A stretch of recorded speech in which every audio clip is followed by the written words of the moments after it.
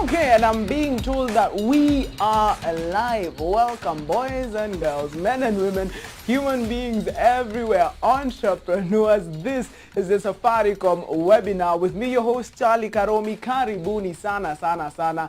Just as Safaricom is, the Safaricom webinar is here for you. Everyone watching, especially entrepreneurs. You guys make the world go round. Nasimanishi uko na kampuni kubwa sijui na supply nini. Ka shop tu hapo hivyo mtaani. If you're selling things and making some money, being your own boss, when you're entrepreneur, and we are here for you. Now, this is episode 2. If you tuned in episode 1 and you're looking around, you're like, hey, vitu zinakaa zimebadilika kunaendaje? We built an entire studio for this Safaricom webinar because we're here for you. Shout out to Safaricom and to Igabantu Studios for making this. I feel so boss right now. Mshaisikia Quest means business. I feel like Karomi means business. So welcome to this. Our live sessions will never be the same again. Now, what happened in episode 1? We had Bwana Waithaka, the CEO of Centonomy, coming in here to teach us how to stretch that business shilling in times of a crisis. Now, kama ni mwana biashara, umefanya kazi time ya corona, imekuwa affect kidogo, you need to go back and watch that kama haukuikatch.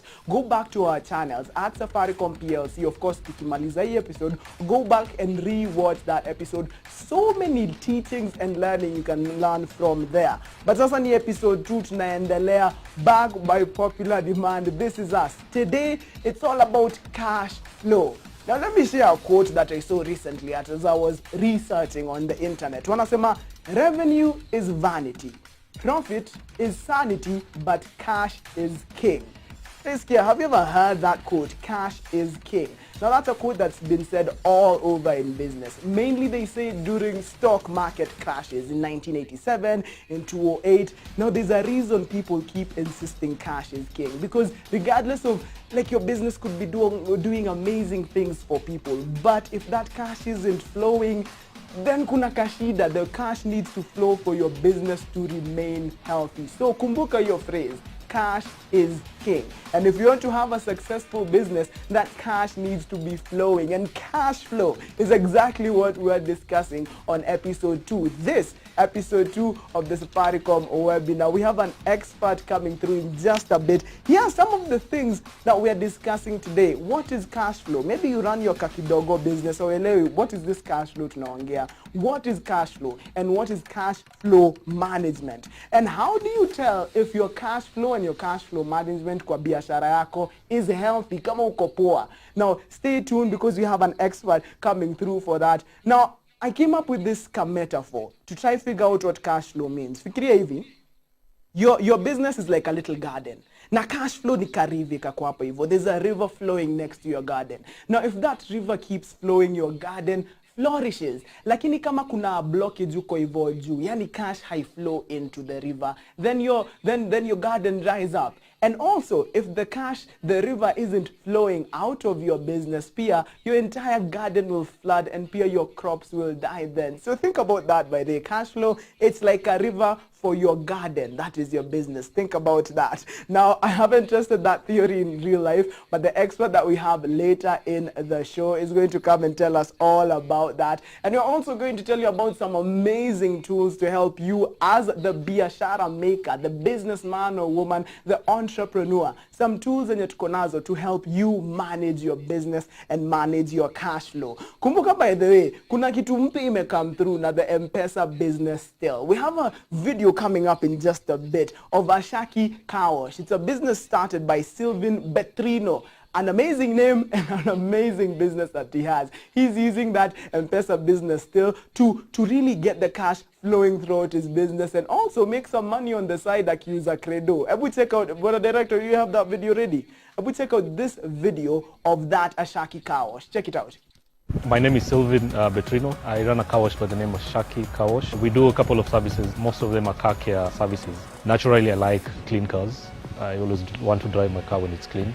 I wanted to have the same experience transferred to my customers, and that's the reason why I ventured into this business. There are a couple of reasons why I adopted the Lipa na M-Pesa. It was driven by the business needs, so customers want efficiency in mode of payment. One of the benefits is, for example, right now I'm able to see my money in, money out. They've also included a service where I can directly sell airtime, so this gives me a commission as well. Safaricom and M-Pesa business playing a very big role by ensuring that we do a lot of cashless transactions. And as we all know, the current pandemic, it's helping us reduce contact with the currency notes and the coins and reducing the spread. Straight from the business till, you can now pay salaries, pay suppliers, pay utility bills, withdraw to an M-Pesa agent, or sell airtime. Opt in today by dialing *234# and select option 2, or sign up for an M-Pesa business till at mpesa4business.co.ke. Safaricom is for you.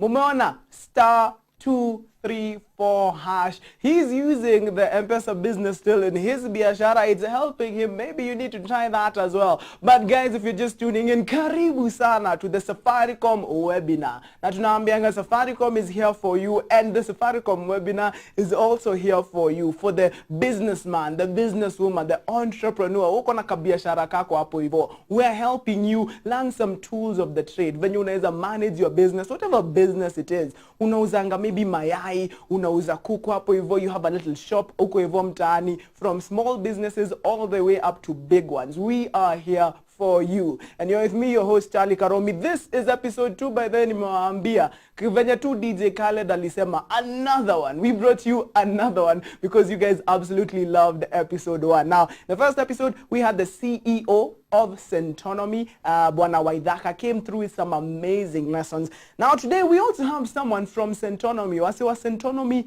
they know about money. They know how to make money. They know how to use money. They know how to manage their money. That's what they do. And today in studio, he's going to come in via video link to our brand new studios. By the way, welcome to our brand new studios. He's going to come in via video link. Now, his name is Bwana Josephat Irura. He's a financial consultant and also a Centonomy entrepreneur. And I think, Bwana Josephat, nanipata?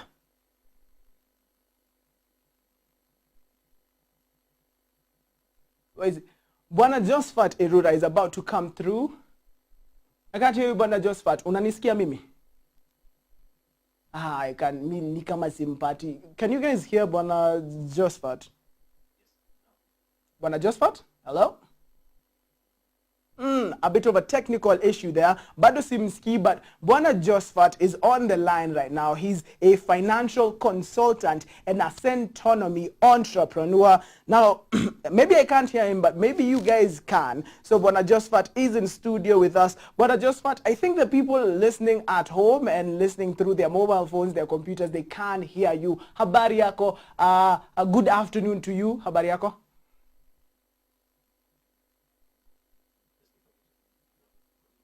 Okay.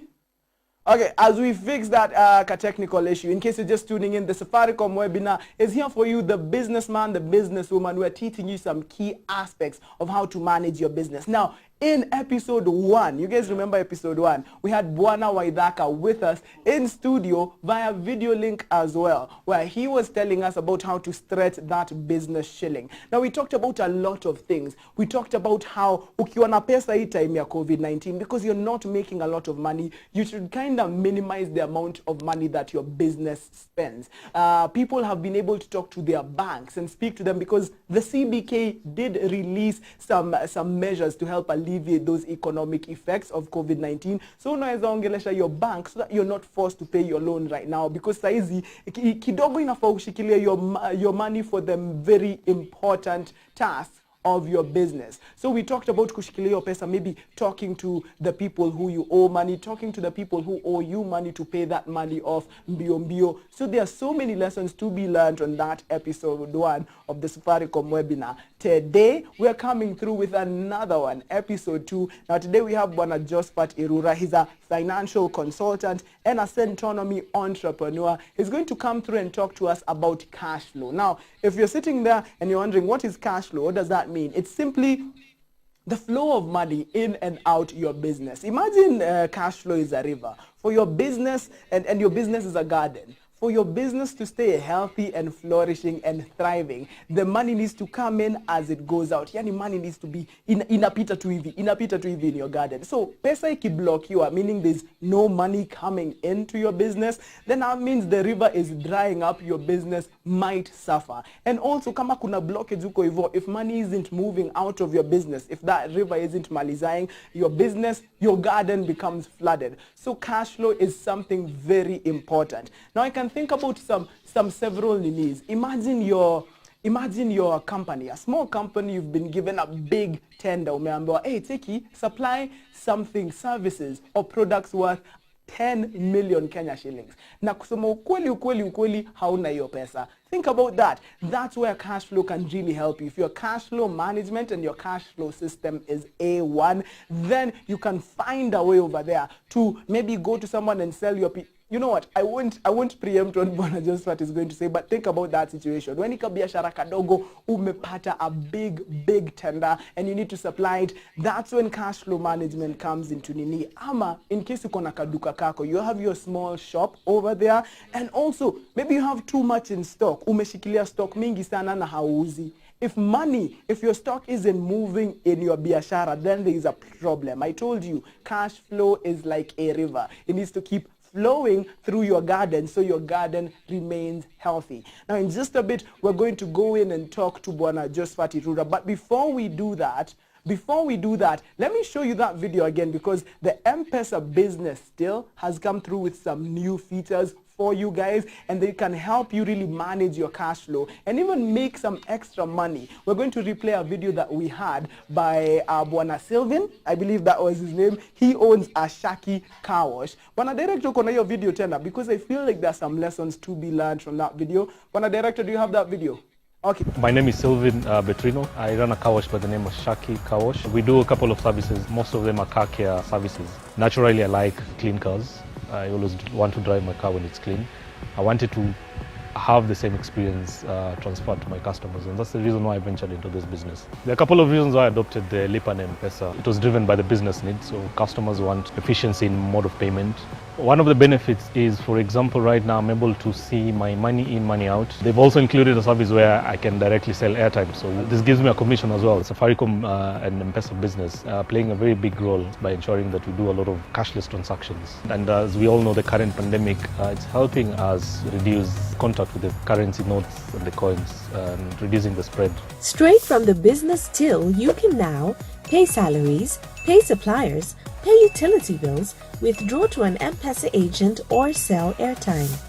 Opt in today by dialing *234# and select option 2, or sign up for an M-Pesa business till at mpesa4business.co.ke. Safaricom is for you. Safaricom is here for you. The M-Pesa business still is here for you. Have you seen all of those things that you can do with your business still? It is simply amazing. And here to tell us more about cash flow and cash flow management is the expert himself.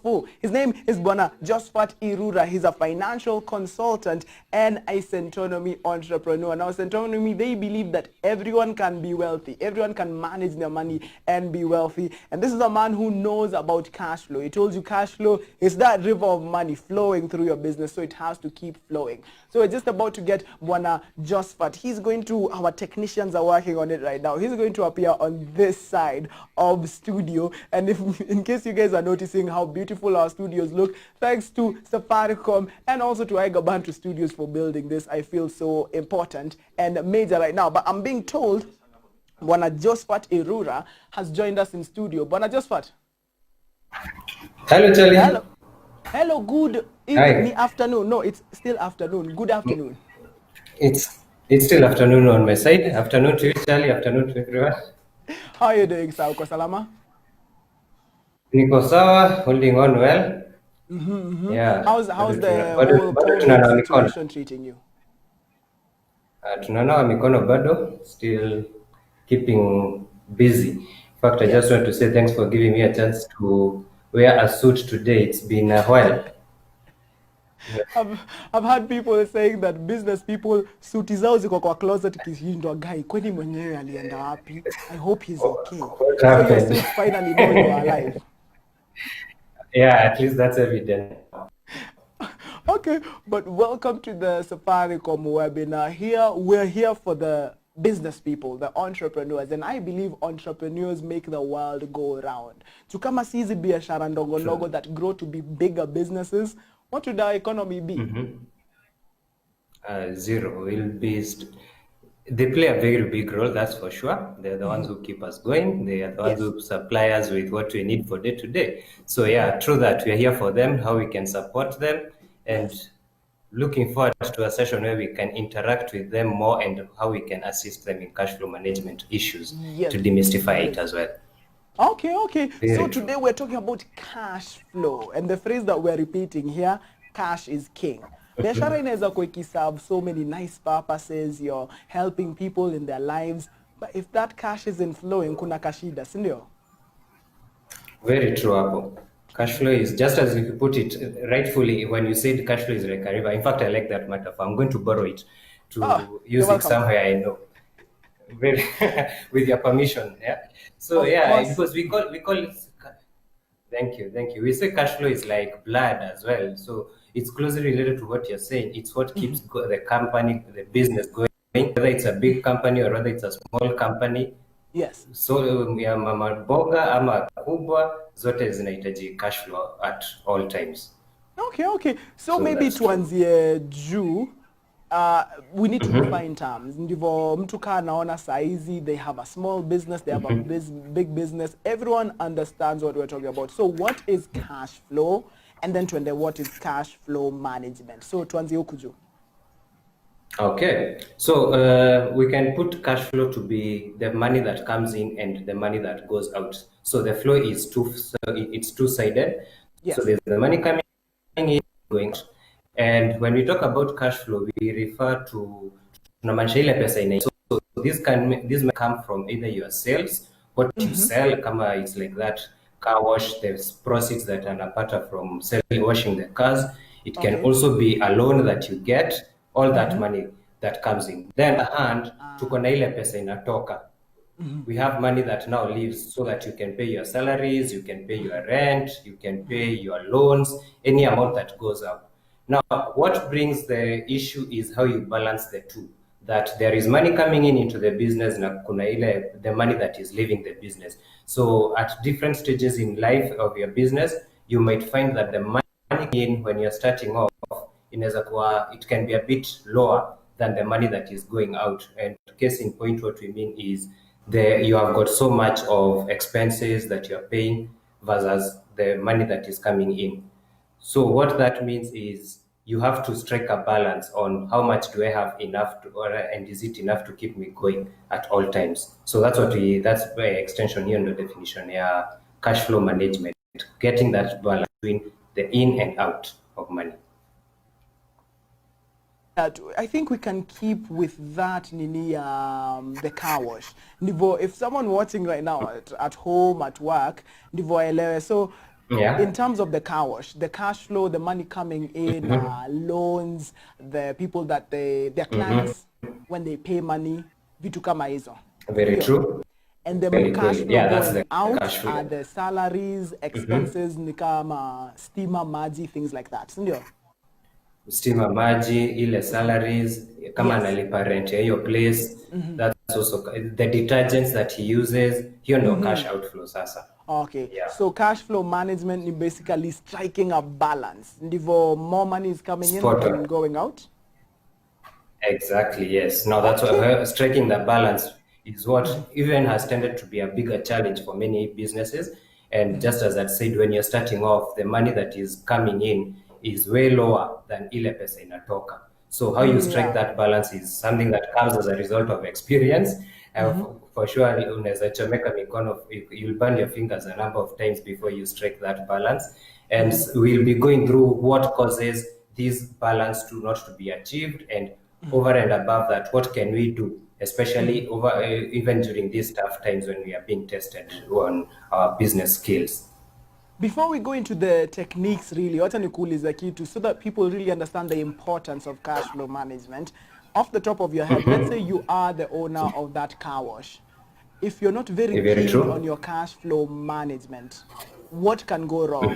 Like, can you project like kitu yenye, if you're not keen on your cash flow management, what are the consequences of that? Okay. So it's what we call a domino effect. Kitu Yes. moja unakuta maybe you have cash flow issues, maybe the money you don't could be as a result of not much money is coming in, but you're still paying your rent. Remember, kitu kama rent is a fixed cost. In business we call it a fixed cost. And what I mean by a fixed cost is that whether ataosha gari ama hataosha, yule Lazima. the landlord does not care, lazima alipe ile rent, si ndio? Then akona watu wake wa kulipa, watu wake salaries so if at all anawalipa on a salary, kama amewandikia a full month salary at the end of the month, whether aliosha gari ama hawakuosha, they will still need to be paid. Now, what happens in such scenarios when you find your business is having cash flow issues is that the whole house of cards does not fall at one go. It starts bit by bit. So unakuta maybe amechelewa kulipa rent ama kama alikuwa na kitu kama loan alikuwa anapaswa kulipa, that one still remains outstanding.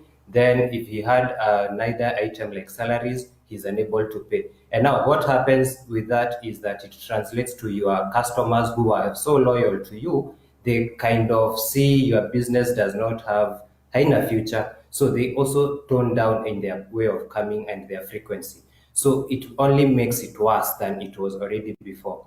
And that's what cash flow for mtu kama huyo wa car wash anaweza experience.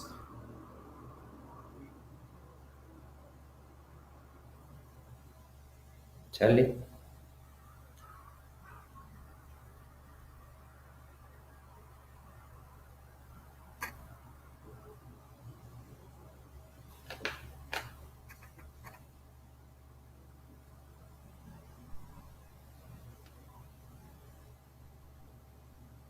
Charlie? Okay, Bwana Josephat. Oh, wait, can you hear me now?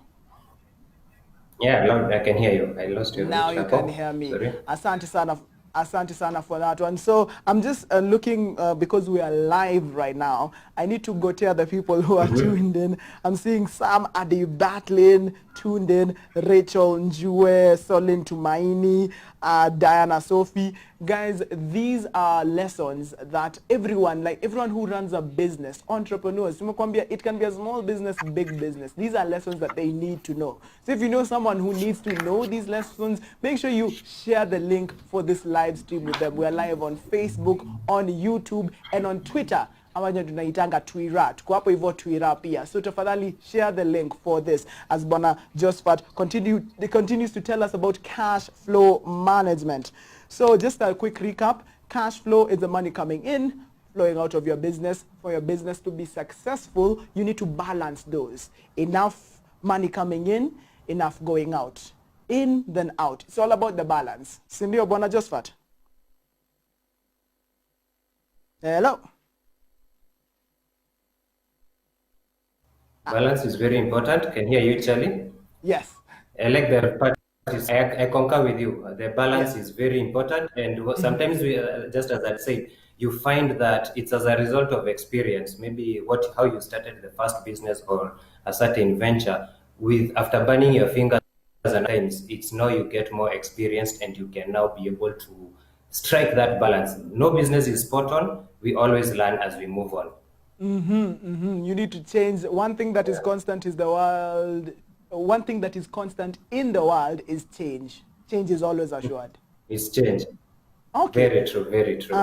Shout out to everyone tuned in. John Getao, Paul Mumo, Geoffrey, Jeff. Please, guys, send your questions through. We have an expert here. The expert is not me. Charlie Karomi knows almost nothing about cash flow management. But we have Bwana Josephat Irura, our expert. Send in your questions. I will see them here on my mobile device. I will channel them to Bwana Josephat. But wacha tuendele na hii conversation.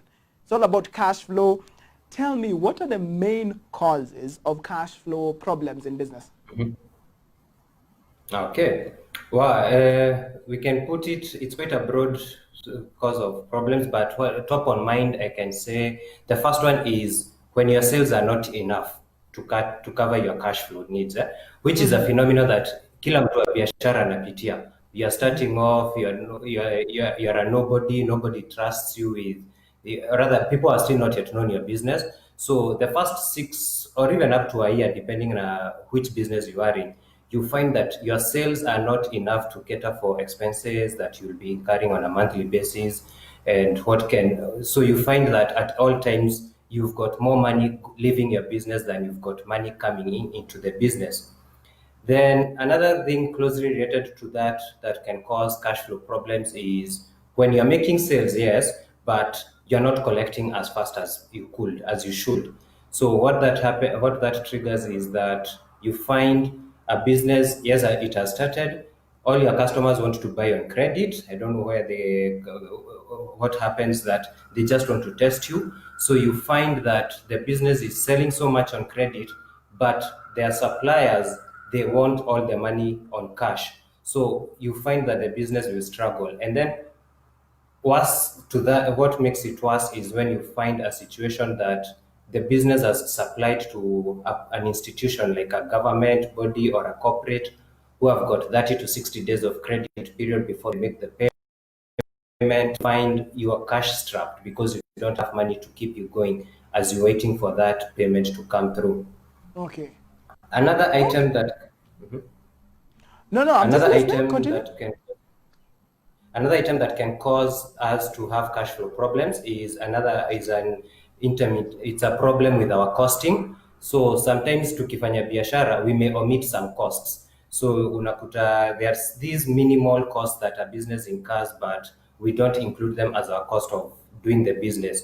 So vitu kama your marketing or just these small costs that you may find a business is incurring, but omits them. And when it comes to, when you omit your cost, it means that the selling price about your goods. And when I say goods, I'm also meaning to a person who is in service industry.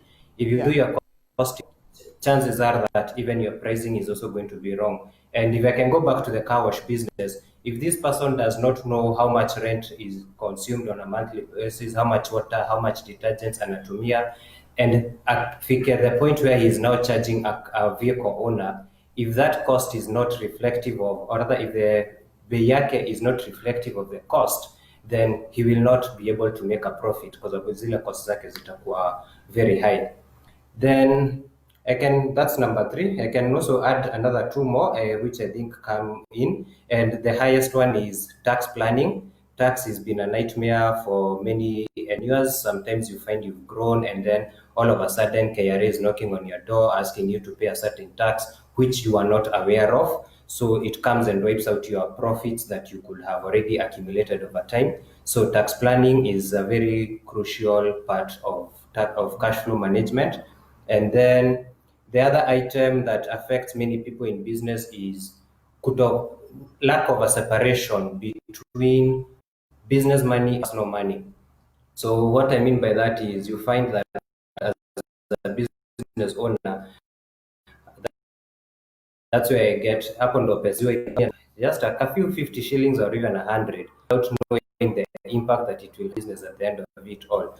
So what that does is that when to a point where the business owner is withdrawing money from the business but doesn't keep tabs of it, you find that the business will struggle for cash flow problems. So those are some of the major ones. Oh, and then let me not forget to mention loans. Sometimes as a business owner, we take a loan to finance our business, but we fall for taking a loan that we've been told we qualify for, and as opposed to taking a loan which our business can sustain.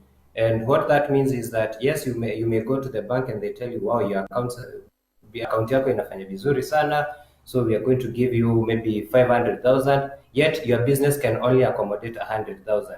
So umejiekea mzigo hapo ambayo it may become a struggle as time goes by.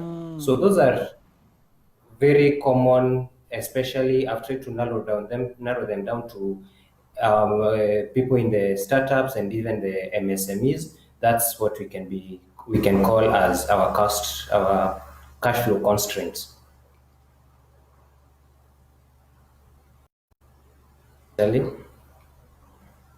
Okay. flow, not enough sales. Maybe you're producing but you're not selling enough, making sales and not collecting, yani watu wananunua on credit. That can affect your cash flow as well. Omitting some costs when you're planning for what you're going to charge your customers. Now by there amesema ni example, if you're selling, let's say even cakes, or let's use the example of that car wash, uko na tu cost tudogo, sijui mtu wa kupanguza hapo hivyo on the side, sijui another cost like rent. If the planning for all of those costs isn't going to how much you're charging your customer, then uko na shida ya costing. That can affect your cash flow as well. And also tax planning, also not remembering that business money is business money and your personal money is your own personal money. Yako ni kashida tumediscuss sana. And also bad terms, taking a loan in bad terms. So Bwana Josephat, maybe you can go through some of these and tell us what are some of the tips you can give us to solve these issues, because kuna watu wamesikiza wanasema kwa kabiashara kangu niko na hiyo shida. What can they do? Okay, so in terms of the tips that are available, that maybe based on my experience and what I've seen, because I've gotten the chance to interact with businesses from all spectrum, businesses which have been there for long and they have got good, wametengeneza a good cash flow management system. And also I've interacted with startup businesses which have been, it's a startup and that's when they are starting off. So I kind of know I've gotten to experience the feel from both ends. And what I can share with you as what we call the cash flow management tips, I would kind of segregate it into into 5 angles.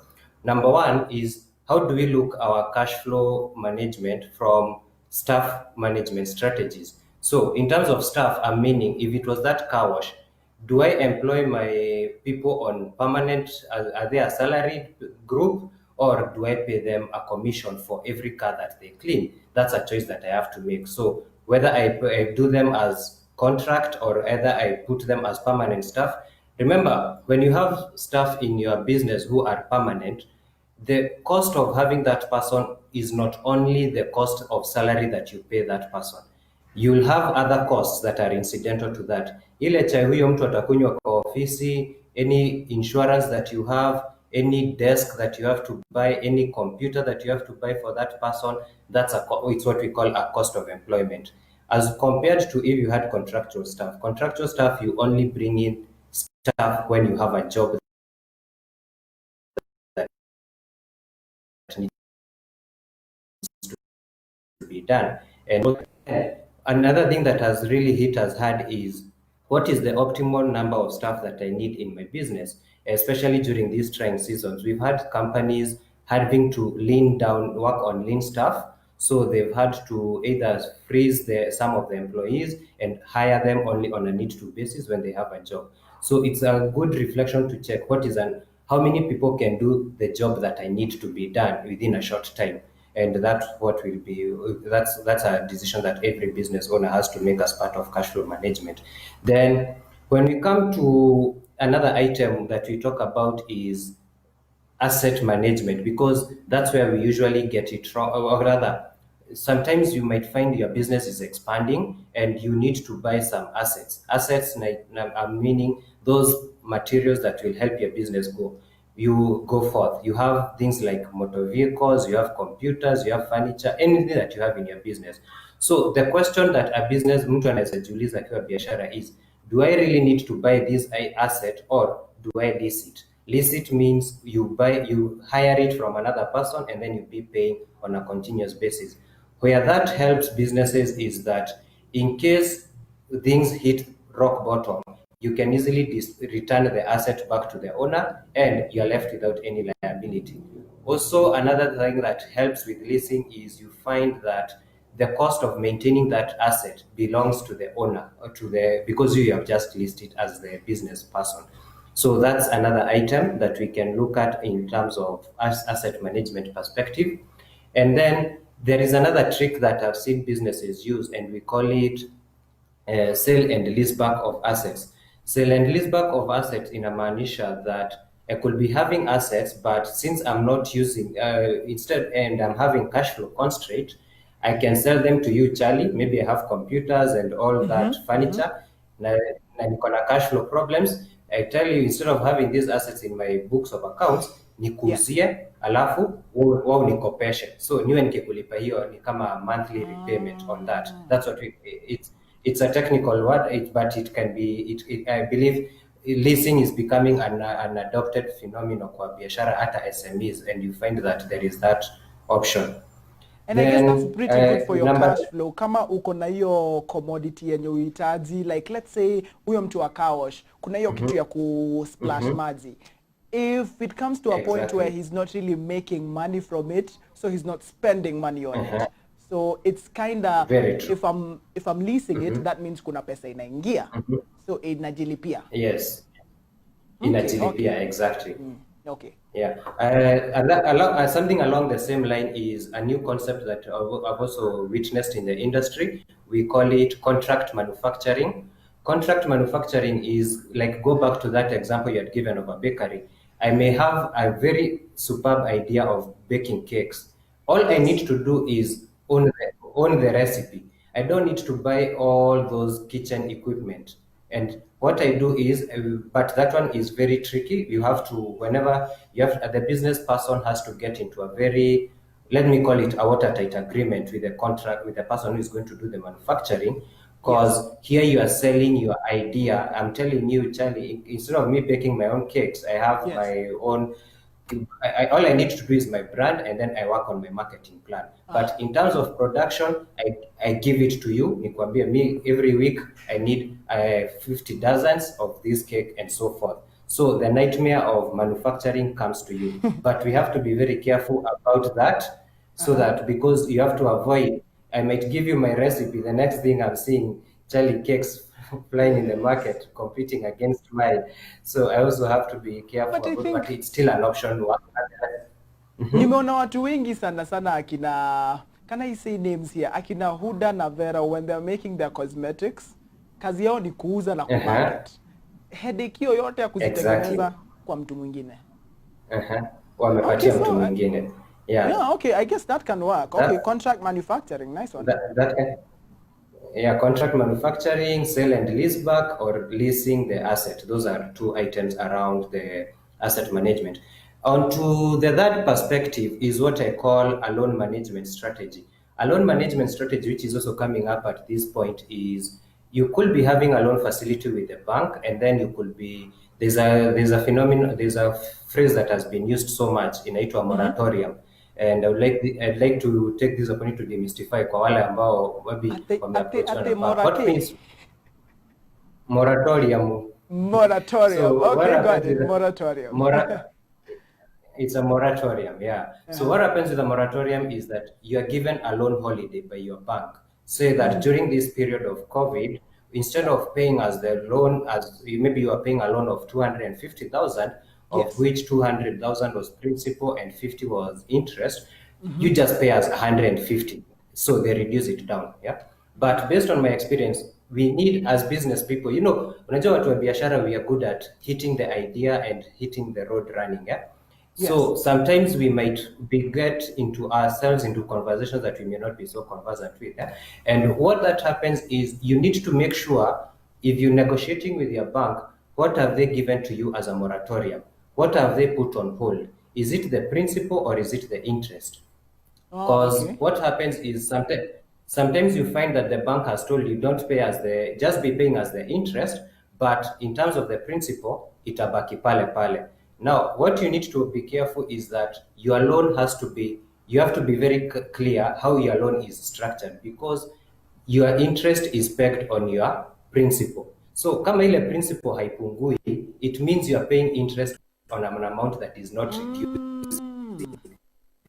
Okay. So if you look in, you might end up paying a very high